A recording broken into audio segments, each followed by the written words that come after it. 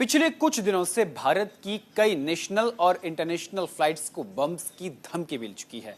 ज्यादातर मामलों में ये धमकी फेक निकली है। इन धमकी भरे कॉल्स को लेकर सरकार की चिंता गंभीर होती जा रही है।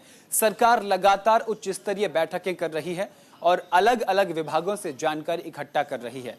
सूत्रों से मिली जानकारी के मुताबिक गृह मंत्रालय ने एक और बैठक बुलाई, जिसमें गृह सचिव ने बीसीएएस और डीजी और सीआईएसएफ ने अब तक की जांच का ब्यौरा दिया है। तस्वीर आपको साथ के साथ दिखाएंगे।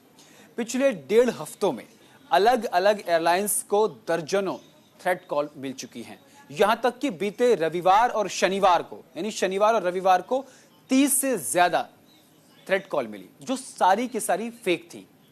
बताया जा रहा है कि ज्यादातर थ्रेट कॉल्स विदेश से आ रही हैं।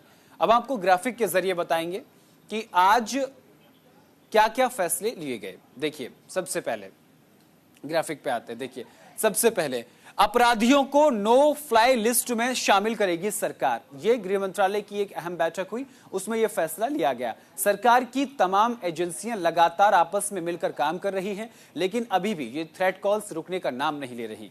नागरिक उड्डयन मंत्रालय यानी मिनिस्ट्री ऑफ सिविल एविएशन फर्जी बम धमकियों की घटनाओं को रोकने के लिए सख्त नियम बनाने की योजना बना रहा है। इस नियम के तहत अपराधियों को नो फ्लाइंग लिस्ट में शामिल किया जाएगा। ये नो फ्लाइंग लिस्ट ये है कि आप अपने नाम से, जिस नाम से आपकी दर्ज हुई है शिकायत, उस नाम से कभी आप फ्लाई नहीं कर पाएंगे। आगे बढ़ते हैं।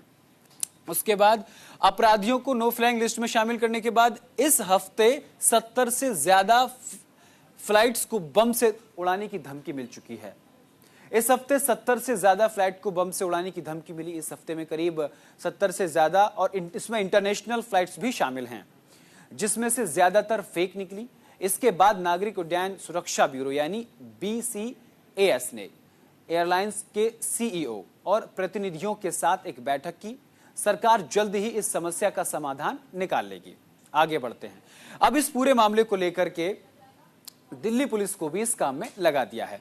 दिल्ली पुलिस ने भी किया एक विशेष टीम का गठन, यानी दिल्ली पुलिस ने एक विशेष टीम का गठन कर लिया है। मामले की गंभीरता दिल्ली पुलिस ने समझी है। इस मामले की गंभीरता से जांच करने के लिए एक विशेष टीम का गठन किया गया है, जिसमें दिल्ली पुलिस के साइबर सेल और intelligence fusion and strategic operations यानी आईएफएसओ की टीम को भी शामिल किया गया है। तो ये आज वो तमाम बड़े फैसले थे जो आज लिए गए। चलिए आगे बढ़ते हैं। देश में यात्री विमानों को मिल रही धमकी का सिलसिला लगातार जारी है। रविवार और शनिवार को 30 से ज्यादा फ्लाइट को बम से उड़ाने की धमकी मिली। न्यूज इंडिया को मिली जानकारी के मुताबिक इंडिगो, विस्तारा और एयर इंडिया की 6 विमान इसमें शामिल हैं, जिनको ज्यादातर धमकियां मिली हैं। ग्राफिक के जरिए आपको दिखाएंगे।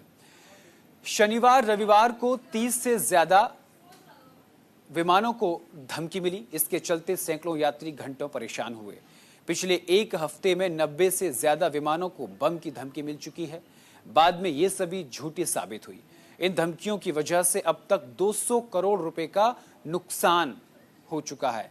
200 करोड़ रुपए का नुकसान हो चुका है। गृह मंत्रालय ने इस संबंध में सिविल एविएशन मिनिस्ट्री और bureau of civil aviation security से डिटेल मांगी है। सीआईएसएफ, एनआईए और आईबी को भी रिपोर्ट देने के लिए कहा गया है। वहीं केंद्र ने शनिवार को डीजीसीए चीफ विक्रम देव दत्त को पद से हटाते हुए कोयला मंत्रालय में उन्हें सचिव बना दिया है।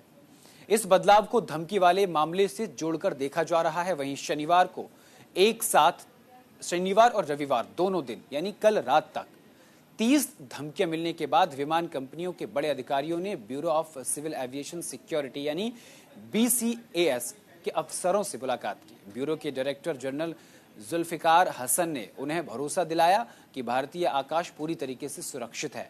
नागरिक उड्डयन मंत्री राम मोहन नायडू ने कहा कि विमान सुरक्षा नियमों के साथ साथ नागरिक विमानन सुरक्षा अधिनियम 1982 में संशोधन की योजना बनाई जा रही है।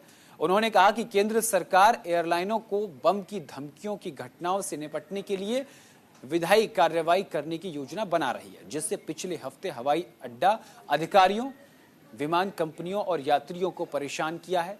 धमकी देने वाले जेल जाएंगे। हो सकता है उन्हें उम्र कैद की भी सजा हो। हवाई सफर पर भी उनके बैन लगा दिया जाएगा आपको बता दें कि इस पूरे मामले को लेकर केंद्रीय मंत्री खबरदार नजर